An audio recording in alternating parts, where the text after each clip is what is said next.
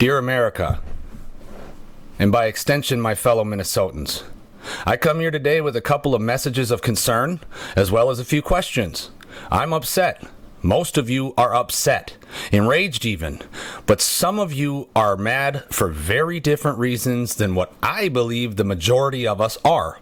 Some of you have taken to your social media and otherwise to poo-poo the situation that took place in our world-renowned Twin Cities on January 7th. Some of you call yourself MAGA. Some of you say America first. At this point, I don't care what you call yourselves. One thing that is clear is that this country is in crisis mode. Last night, under complete duress, I attempted to watch a sit-down interview with Donald Trump on Fox News with Sean Hannity.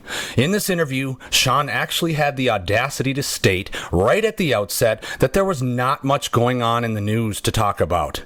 I implore any of you listening to think to yourself how flabbergasting that really is. Even if you are one of these weirdo sycophants that willingly turn a blind eye to obvious cruelty that is currently running sweeping raids in the cities all throughout this great nation, does it not dawn on you that in Minnesota it's currently winter? That means any kerfuffle, usually the first move is to take somebody to the ground. It's cold, snowy, and icy. If you live in a warm climate, try holding your bare skin to your freezer and see how long that you can hold it there. They're pushing faces into the ground, manhandling children so rough that their clothes are sometimes getting ripped or pulled off, exposing these people's skin to the open elements for sometimes 15 minutes or more. Would you be okay if I came to your house and banged on your door, screamed in your face with guns drawn and pointed, and took your children away from you? And then to say, if you have nothing to hide, you'll be fine. As long as you comply, you won't die. Yeah. In the name of making America safe again? I can remember when Obama was in office. There was a sentiment of the people that we were headed to stop and show your papers point. You know, like Germany in the later 30s. At that time, I had personally glued myself to the computer, doing at that time what I called research. I had opened my young, vulnerable mind to the likes of Alex Jones and others who, at the time, seemed like patriots to me. Many a nights I would fall asleep at the computer desk while my wife worried and wondered about what I was on about. I had completely engulfed myself into some of the executive orders and memos being pushed around at that time. One in particular was called Operation Jade Helm. It was a joint military exercise that mocked scenarios of war in the homeland, even had a map showing SoCal, Utah, Texas as hostile territory, with Colorado, Nevada, and most of the Northern California listed as permissive. New Mexico and Arizona were labeled uncertain, with the first sublabeled leaning hostile and the latter reading leaning friendly. This operation sought to use emptied abandoned Walmarts as proto-FEMA processing camps. They would look to disarm the public, as in citizens, and keep us under martial law. Mr. Jones and company had insisted that this was going to be the way that dirty demon Democrat Obama was going to stop the elections and try to hold power. At that time, folks like Senator Ted Cruz and Louis Gohmert, alternative media like Alex Jones and others, were ringing the bells quite loudly. Do you know what Obama didn't do? Not once did he incline to the public that our elections were stolen, cheated, lost, shouldn't count, or instruct his vice president to stop the peaceful transfer of power. If you hear these words and you don't hear to yourself that I'm not a Biden-loving Democrat like so many online and even in my own family have implied to me, simply for taking issue with the cruelty, divisiveness, defamatory type statements coming from this current administration on, quite frankly, what seems to be like an hourly basis at this point.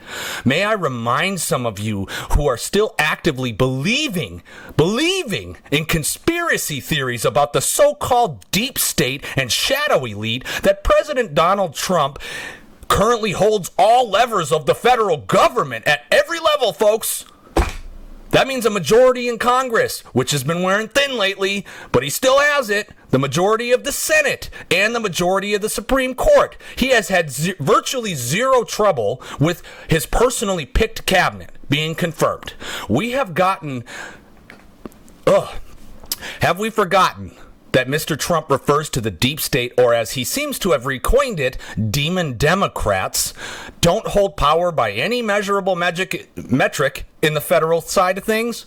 This is where I'm coming from. I served as an elected official for 10 years as a township clerk. At first, I was specially appointed to the township because they desperately needed someone in that role.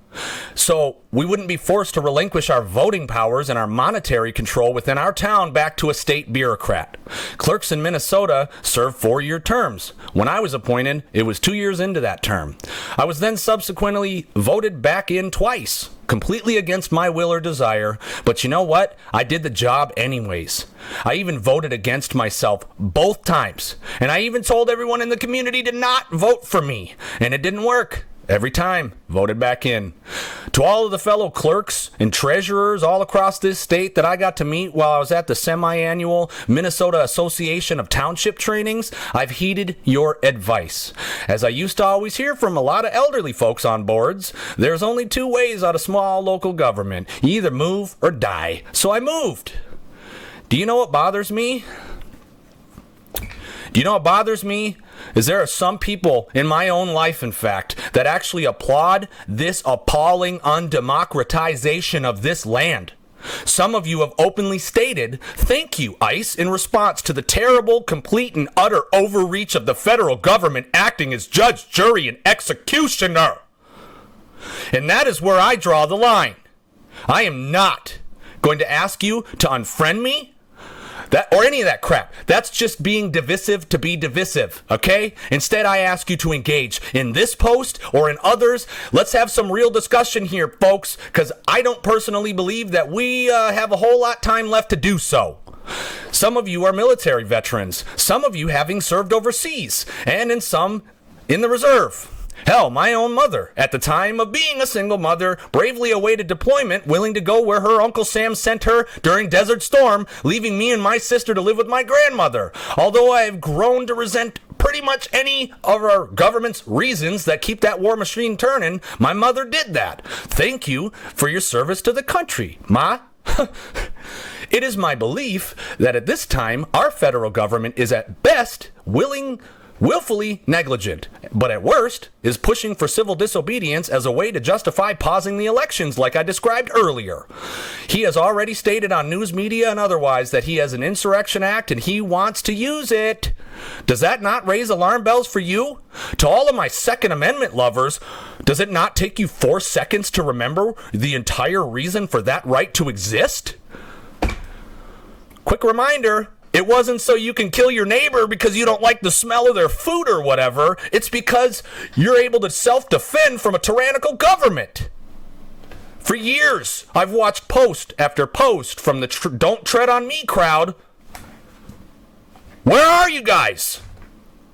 Is this really the bed of shit we want to lay right now? I witnessed a sitting U.S. Congressperson, Troy Nehls, wearing a tie with the president's face printed on it. Oh my God.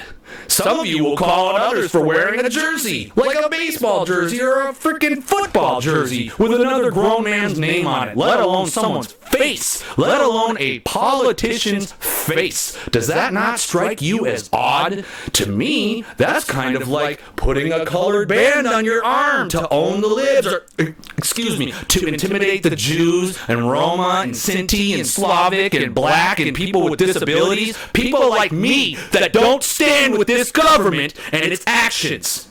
Many service members can look to their time served and they know exactly why they were there to fight for freedom.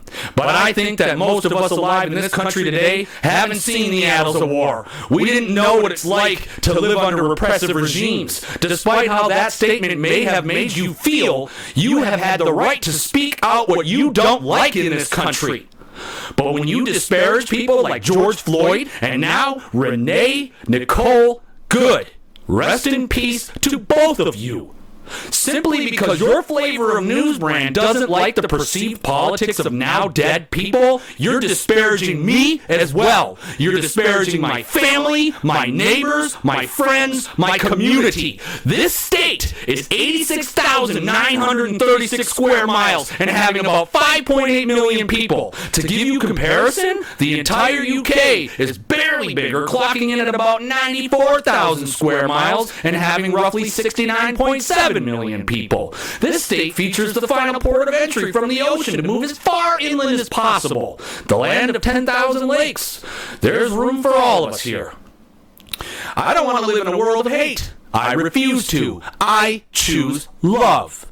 For my brothers and sisters who are immigrants, citizens, or otherwise breathing, I stand with you. I appreciate you all for your culture, for your music, your amazing foods, your art. It is the mixing of these ideas that make a city like Minneapolis possible. It's why we get to have so much new music by young talented artists with a plethora of local legends and stars born and raised here, but also aspiring to be here, to come here, because of all these things together that give us the culture that we built here. It's what makes us Minnesotan. So in closing, I ask you, what kind of world do you want to live in? Let's not mince words here, folks. Many people in this country are sick and tired of living like this. And we may well be on the brink of a total system collapse. What side of history are you on? I'd rather be labeled civilly disobedient than just following orders. I'd rather fight for the masses than to sit and be gaslit that MAGA is the majority. You're not. You're not.